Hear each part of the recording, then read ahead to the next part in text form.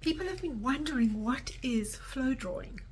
Well, it's kind of like doodling. I used to call it doodling until people said to me, no, these are drawings. But they're not drawings in the traditional sense, like what you can see behind me, where it's something recognizable that you begin with the idea of making something particular. However, it can end up to look like something that you recognize. But the point of flow drawing is that it's an intuitive practice that you start with no plan and with no aim to make a perfect product or a perfect image. And why would you not want to make a perfect looking image? Well, the point of it is to really get in touch with your intuition, and the reason you want to do that is to calm your nervous system and to not keep striving for a perfect outcome. In life we seem to strive, a lot of us, for that, and it's a really exhausting, draining, and a constant fight or flight energy that runs through your system if you're constantly trying to make life perfect or yourself perfect, because then you're trying to make the world perfect and expecting the world to be perfect, and it just isn't. That's the truth of it. So this practice, as simple as it is and as untraditional as it is, it's very profound in that in 10 minutes you can change your nervous system, and you can create a daily practice which then builds up this calmness inside you, and you've always got this little tool to go back to whenever you feel like there's emotions running through you, or you are trying to grapple with something in your head, or you're feeling that striving towards perfectionism. And slowly over time it allows you to get okay with not being perfect and with not getting everything right.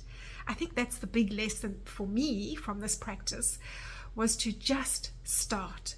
I was always a great procrastinator. I had a million ideas and I'd never get anything completed, and starting was always the hardest thing. So now I just begin and I follow the energy out of my hand, and that's really what flow drawing is all about. And it becomes a practice. And of course I've actually been doing this since I was a little toddler, drawing on the walls in my house, because I realize now, looking back, that I drew as a child and painted and created because it was a way to sort out my thinking about the world and a way to get away from the world. It was a respite. It was a secluded, safe space for me to go into, where I could just drop into a flow state, I guess. And children do that all the time, and this practice takes us back to that kind of experience, so that it can particularly have effect on our nervous systems and give us sanctuary, like a meditation. But there's magic that happens between your hand, the pen, and the paper that changes your nervous system. Science is now proving this. There's lots of research on it, but I have the proof because I've done it for myself. I continue to do it, and that's why I want to share it with people, because it's a magical tool that is more than doodling. It's not about making little images. It is really about trusting the energy that comes out of your hand and learning to trust the unknown, to lean into uncertainty, to be okay with imperfection, in order to really calm your nervous system and then be able to live life with more flow.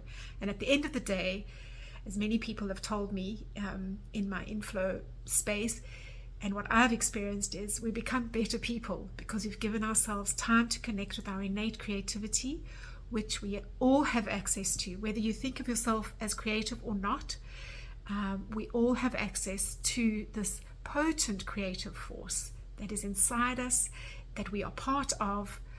It's part of nature. We are nature, and therefore we are creative. So I invite you to step in and join in with this very simple practice. All you need is 10 minutes a day to begin with, and you will see that time becomes distorted, and you may want to continue longer, and hopefully you start to push through little barriers. You learn, you grow, you learn about yourself, and you give yourself this tool as a little sanctuary that you can go to whenever you need to process something for yourself. It's quick, it's easy, and we'll start with just 10 minutes a day. I'll be sending little messages like this with a doodle prompt, and you'll follow along with me and make some things. So let me show you what it's about. It could be starting off like this, which doesn't really look like anything. And you might say, oh, well, a child at school could do that. Yes, absolutely. It could be like this. And these are drawings that people have done in workshops with me. They don't look like anything you really might want to look at, except if you look closer. Look at that fascinating shape with the, I want to say like alveoli of the digestive tract or something like that. And you start to see forms that look like something in nature if you use your imagination. Here you can see a repetitive pattern. Maybe it starts to calm your nervous system. If you look at it and you see the repetition is very calming for the nervous system. Here's some squiggly wigglies, which really don't look like much. But if you were to do a whole page of that and then color it in, imagine. So the biggest question that we ask is, what if? And we stay with curiosity and fascination all the time. We learn to not judge. A judgment-free mind is a mind that can be truly creative. And I'll teach you some statements to work to change your mind about how you think about what you're making. And this eventually changes your mind about how you think about yourself and the world. So that's the beginning and how it could start. Do you remember, doodling? What do you do with your hands when you are speaking to someone on the phone, if you ever do that these days? Does your hand get busy, and do you start making little squiggles and marks and little doodles? And what if you expanded those and made that into a practice? So that's really what I did and what I've done. It began as a practice, not a practice. It began as a desperate measure to relieve stress for myself when I was working in television production. And here's a photo of me with the crew in the streets of Johannesburg, and that's my script. And I'm pretty certain that if I got a moment to sit quietly, I would be doodling on the script. And my scripts were full of these little doodles to relieve stress and to process my thinking. With a creative brain, I guess, things coming at me all the time. I've got a million ideas, and when I get quiet and I do this scratching on paper, scribbling, moving my hand, my pen on paper, it starts to calm everything down and hyper focus my attention so that my nervous system can calm down. And when we're in a calm state, when we're in the parasympathetic state of our nervous system, we can then think very clearly and make really good decisions. So I use this often then when I was working, and then when I left television, I started sharing these with people, and because the cameraman actually said to me, oh, those are amazing, you should sell them, of course. So it inspired me to realize that many people actually have a response to these drawings because they're not realistic. And so I did make a little book called the Doodle Journal, a coloring in book and journal for grown-ups. But kids actually loved it too. And what children told me was they loved the fact that they could imagine what they saw.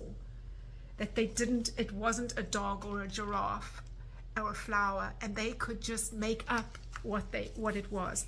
So a lot of people bought the book and they colored it in, and they were very grateful, and they reported back to me that coloring in definitely helped their nervous systems and made them feel a lot calmer.